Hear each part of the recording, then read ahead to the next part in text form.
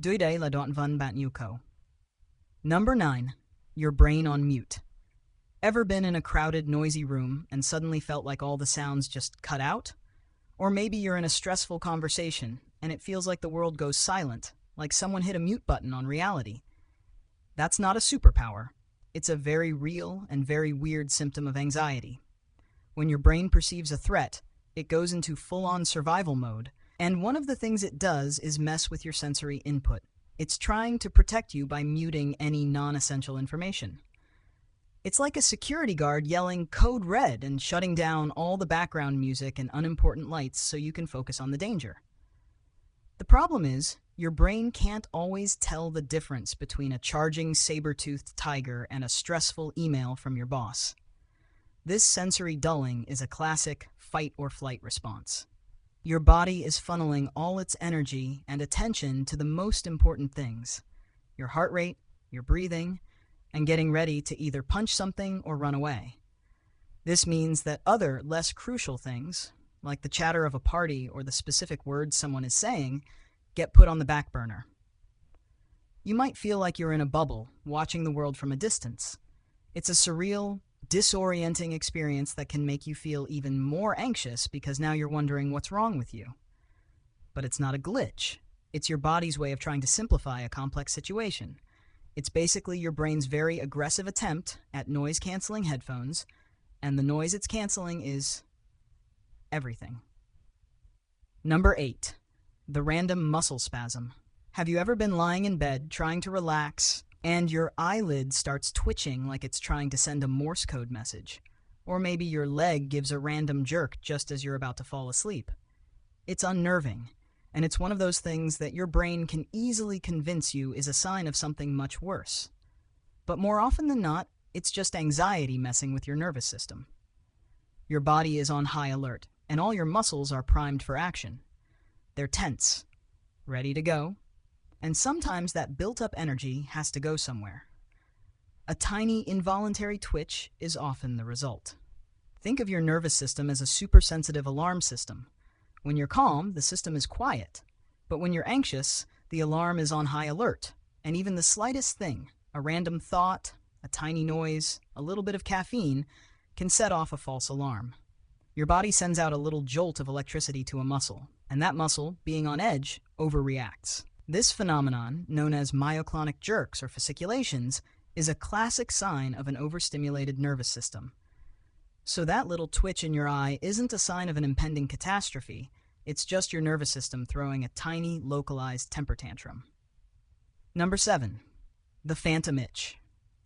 Imagine you're walking around minding your own business when suddenly you feel an intense, localized itch. It's not a bug bite, there's no rash or anything. It's just a phantom itch that you can't seem to scratch away. What's happening? Your anxiety is basically playing a prank on your skin. When you're stressed or anxious, your body releases a lot of histamines, the same chemicals that your body uses to fight off allergies.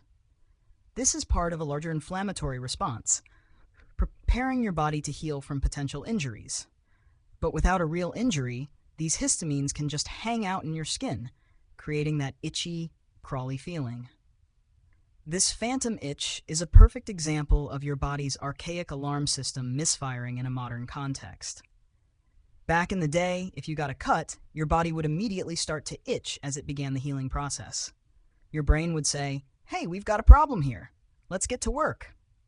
Now, your brain gets stressed about something as mundane as a deadline, and it sends out the same itchy signals, even though there's no actual physical threat. It's like your internal alarm system is so sensitive that a bad thought is enough to set it off. So the next time you feel a weird itch that won't go away, it's not a spider. It's just your body trying to heal a problem that only exists in your head. Hai vọng bạn hài lòng với bản sao này. Dưới đây là đoạn văn bạn yêu cầu. Number 6. The random hot flash. You're sitting in an air-conditioned room, minding your own business, and suddenly you feel a wave of intense heat wash over you. Your face gets flushed, your heart starts to race, and you feel like you're melting from the inside out. For most people, this is just a sign that you need to turn the AC down, but for many, it's a symptom of an anxiety attack. Your body, in its misguided attempt to protect you, thinks you're about to enter a life or death situation. It's an ancient survival mechanism, a full-body system response that's getting triggered by nothing more than a stressful thought. When your brain perceives a threat, it triggers the release of adrenaline and cortisol, two hormones that are designed to prepare your body for a physical fight or flight. One of the things that adrenaline does is increase blood flow to your muscles, which is great if you're about to run from a lion, but not so great if you're just sitting in a meeting. This surge of blood causes sudden feeling of intense heat, a hot flash that has nothing to do with the thermostat. It's your body's internal engine revving up for a race that it's never going to run. It's a physiological response that's perfectly normal in a dangerous situation. But when it's happening for no reason, it's a sign that your body's alarm system is a little too sensitive. Number 5. The forget-me-not brain. Have you ever walked into a room with a specific purpose in mind, only to completely forget what you were there for the moment you crossed the threshold? Or maybe you're in the middle of a sentence and the word you're looking for just vanishes into thin air. This isn't a sign of early onset memory loss. It's a very common, very frustrating symptom of anxiety. When your brain is stressed, it has a hard time focusing on anything else.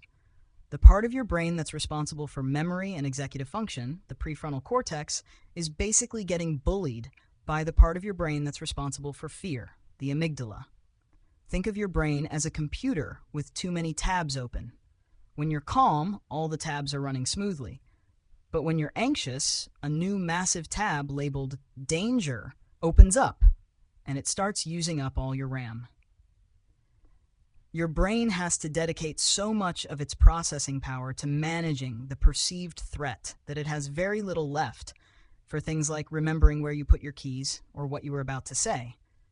It's your brain's way of saying, hey, we don't have time for this mundane stuff. We're too busy worrying about the end of the world. It's an incredibly frustrating experience, but it's a perfectly normal response to an overstimulated nervous system. Number 4, the sudden need to fidget. You're in a serious meeting, or maybe you're sitting on a date, and you can't stop tapping your foot or clicking your pen. You know it's annoying, and you're trying to stop, but you just can't. This isn't just a bad habit. It's a physiological response to stress and anxiety. Your body is filled with a nervous, restless energy that it needs to release. And fidgeting is a simple, involuntary way of doing it. It's a physical manifestation of a psychological state, and it's a clear sign that your body is on high alert. This is a subtle but very real sign of a sympathetic nervous system that's in overdrive. It's your body's way of trying to burn off the excess energy that it's created to prepare for a fight or flight. When you're anxious, your body releases hormones that increase your heart rate, blood pressure, and muscle tension. Fidgeting is a small, involuntary movement that helps to release some of that tension. It's a self-soothing behavior, a way for your body to say, I'm stressed, but I'm okay. It's a perfectly normal and perfectly annoying response to a brain that's convinced you're in a dangerous situation. Hai vọng bạn hài lòng với bản sao này. Dưới đây là đoạn văn bạn yêu cầu. Number 3. The sudden dizziness spell. Ever been standing in a completely safe, stable place and suddenly the room starts to spin? You feel lightheaded, wobbly, and like you might pass out. This isn't a sign that you're about to fall, but it's a very common symptom of an anxiety or panic attack. It's a surreal, disorienting experience that can make you feel even more anxious, because now you're convinced that there's something seriously wrong with your body. But more often than not, it's just your body's physiological response to stress. When you're anxious, your breathing becomes more shallow and rapid, a phenomenon known as hyperventilation. This changes the balance of carbon dioxide and oxygen in your blood, which can lead to a feeling of lightheadedness or dizziness. Your brain, in its attempt to get more oxygen to your muscles, basically messes up the chemistry of your blood, and the result is that you feel like you're about to faint. It's a classic case of your body's survival instincts backfiring in a perfectly safe environment. It's a little like a car's engine revving too high in neutral. It's not going anywhere, but it's making a lot of noise and burning a lot of fuel. The dizziness you feel isn't a sign that you're in danger. It's just your body's very aggressive and very clumsy way of trying to get ready for a fight that it's never going to have. Number 2, the persistent stomach ache. You're about to give a presentation at work, or maybe you're just stressed about a deadline and you get a sudden gnawing stomach ache. It's not just butterflies. It's a real physical pain that can make you feel nauseous and uncomfortable. This isn't a sign that you ate something bad. It's your brain and your gut having a very angry conversation. Your gut and your brain are connected by a superhighway of nerves known as the vagus nerve. And when your brain is stressed, it sends a signal to your gut. The result is a stomach ache, nausea, or even diarrhea. This is a classic gut-brain connection at work. Your gut is basically your brain's second home, and when one is stressed, the other feels it. In a dangerous situation, it's a good idea to empty your stomach so you can run faster. In a stressful meeting, it's just a nuisance. The stomach ache you feel isn't a sign that you're sick. It's your body way of saying, hey, we've got a problem here, and we need to get rid of everything that's slowing us down.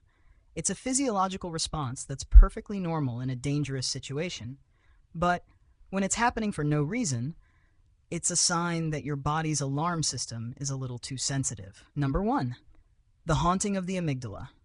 At the very center of all these weird, unsettling symptoms is a tiny, almond-shaped part of your brain called the amygdala. This is your brain's fear center, the alarm bell that sounds when it perceives any kind of threat. It's the part of your brain that's responsible for the fight or flight response, and it's always on high alert, even when there's no real danger. The amygdala is a super fast, super efficient part of your brain, and it can process information a lot faster than your prefrontal cortex, the part of your brain that's responsible for rational thought. This is why you can get that stomach ache or feel that dizziness before you even have time to think about what you're stressed about. When you're anxious, it's your amygdala sounding the alarm.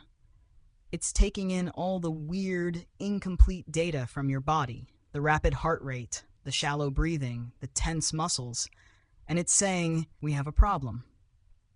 The weird things your body does are your amygdala's way of telling you that you're in a situation that it perceives as dangerous, even if your rational brain knows better. It's the most primal and the most basic of all our fears. And it's a constant reminder that our brains are still living in the Stone Age. It's a ghost in the machine, and it's one that we all have to live with. Hy vọng bạn hài lòng với bản sao này.